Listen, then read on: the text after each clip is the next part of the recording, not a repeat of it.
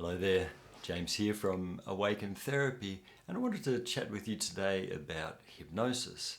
What is it? What isn't it? And what's it good for?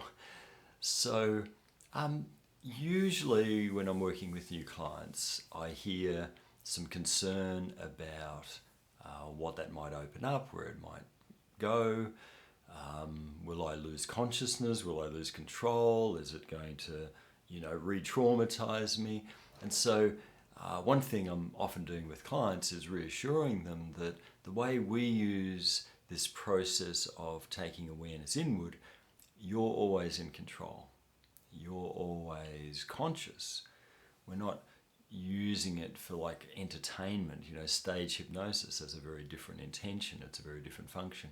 And what stage hypnotists do, they get very skilled at this obviously, but what they do is they do some simple induction tests with the audience to find out who in the audience is the most suggestible, who's the most likely to, go into trance very easily.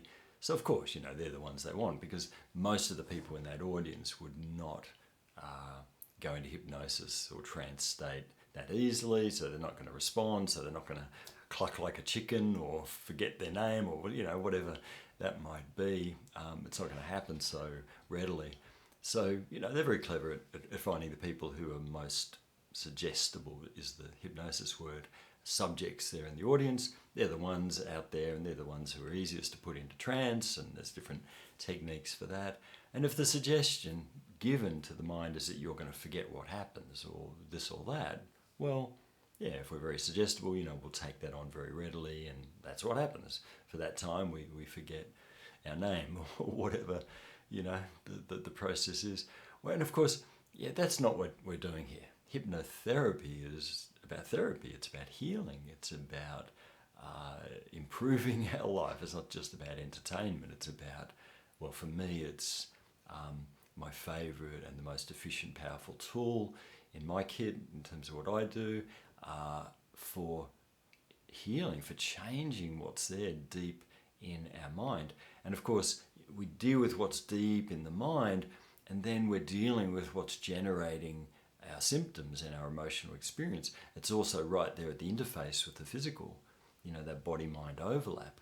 So even though I'm not a body worker, I'm not approaching things from the physical like so many wonderful practitioners do, we go deep enough in the mind and we're clearing the underlying drivers. We can be healing causal elements like memory or trauma or emotional belief or whatever's there deep in the mind that keeps these physical symptomatic experiences reoccurring, and these emotions or secondary emotions like depression and anxiety and compulsive behaviours, OCD, things like this, we're dealing with the underlying drivers. And deep psychology / hypnotherapy, that can be such a wonderful, powerful, efficient way to get to deep things. So another thing I often hear from people is that, oh, well, you can't hypnotize me. It doesn't work. I've tried it. Doesn't work. I don't go under. And that can often be a bit of a misunderstanding too, because, well, one, this is someone who's not in that 10% of highly suggestible people. Somnambulists, I think they call them, people who go under very easily. For most of us, we're not quite that suggestible. We don't drop into trance quite that readily. And so we've often got thoughts going.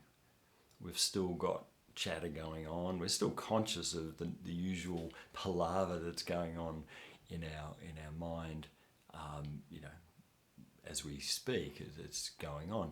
And like I said before, the intention with hypnotherapy is we're not losing consciousness. There's no suggestion in there that people go under and they won't remember what happens. We're not using it in that way. That's not the purpose. In fact, I very much want people to be very aware of what they're uncovering, of what we're exploring. In fact, I get people to talk because you don't want me just to prattle on and you're just guided through some process and you fall asleep and, I've had sessions with hypnotists, or hypnotherapists like that, and it just annoyed the hell out of me, to be honest, because the suggestion work is good to a point, but you fall asleep, you can't get back into the state.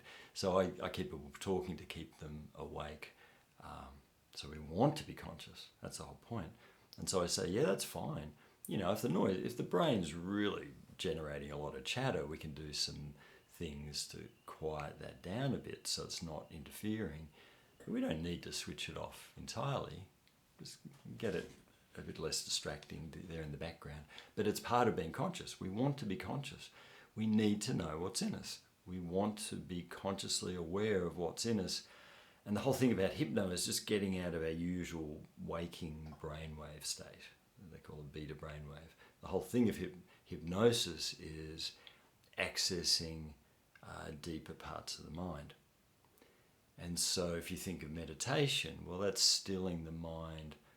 And with practice, it's notoriously difficult, I think, to do stillness meditation. But, any meditation is good meditation. And whether we're having a profound experience of peace or whether we couldn't shut up the mind, we're still expanding that range of awareness by dropping within.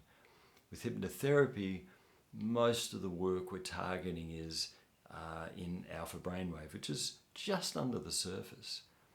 I often get people saying, oh, it was so easy to get there. They were surprised at how readily they were able to access the memory or the part of the mind or the part of self where the particular problem is coming from. Like childhood, most childhood stuff's, light and mid-alpha range. As we go deeper brainwave states, we get back into very early, we get back into the womb, we get back into past life stuff, we get back into collective, deeper and deeper. Carl Jung called it, the archetypal consciousness, the collective unconscious. We can access these very deep levels as well. But most of the work we're doing is clearing out residue from this lifetime. Past life stuff can come up. That's generally a deeper thing, and people usually come with an intention to do that work. But sometimes it'll randomly go there. It could be ancestral stuff. It'll show up in different ways. But most of hypnotherapy is really just dropping in, taking our awareness out of our usual brainwave state so we can reconnect, see, feel, connect with, have a conversation with, start to do some intervention, some corrective experience, change what's here in the mind. Our goal of a deep hypnotherapy or deep inner work, for me, my goal is to help people eventually feel like they had the best childhood a kid ever had. We want to heal it to the point where it's like, oh, I've got the confidence, the freedom, the space, the calm, the safety, whatever, and can get on with life as if they had a great childhood, even if that was a terrible childhood. But we've got to get to the root cause of things. And most counselling, well, I use the word counselling, and to really talk about what we're talking about. Most counselling is really on that level of talking about or telling our story or reflecting. And of course, counselling can go quite deep in terms of interpretation and reflection and different ideas. And there's so many wonderful modalities out there, people doing amazing work with different modalities that help. But generally, I use that word counselling just to describe kind of general talk therapies. And that's useful to a point. But as people max that out, there's a need to go deeper. There's a need to access more light. So this is where spiritual practice comes in. And there's a need to go deeper in the mind, which is where hypnosis, hypnotherapy comes in. And by accessing deeper, we go deeper. We can connect to these parts of us that are stuck there. And once we get to the cause of something, there's nothing that won't shift. We can't shift it from up here. Fishing expedition, chucking a fishing line over the edge of the side of a boat.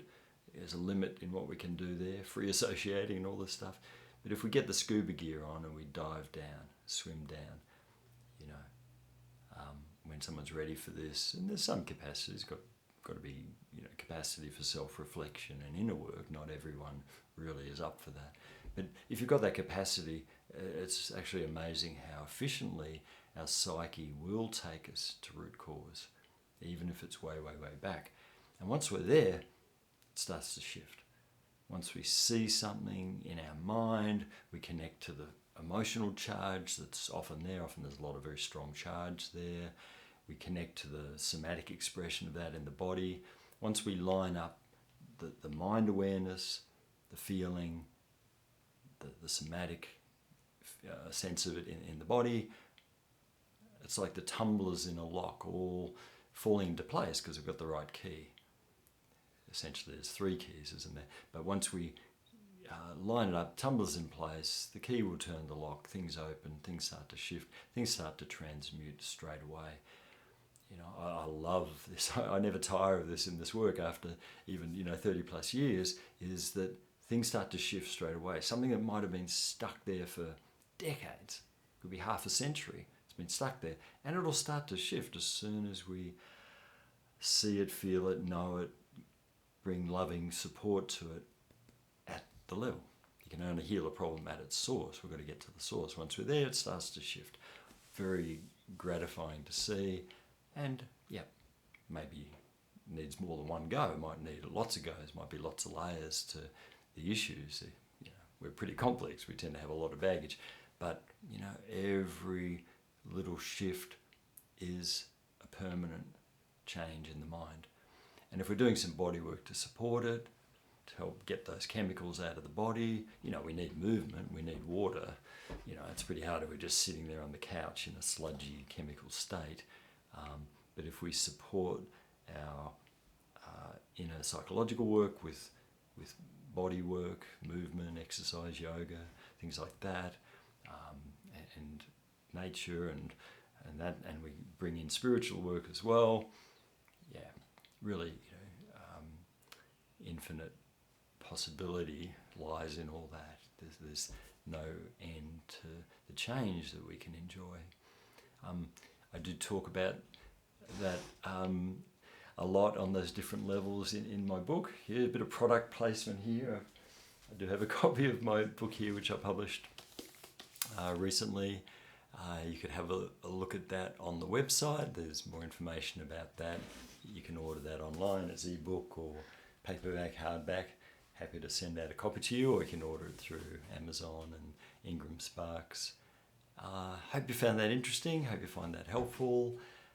As always, my privilege to be here for you, helping you on your soul warrior journey. And until next time, all the best.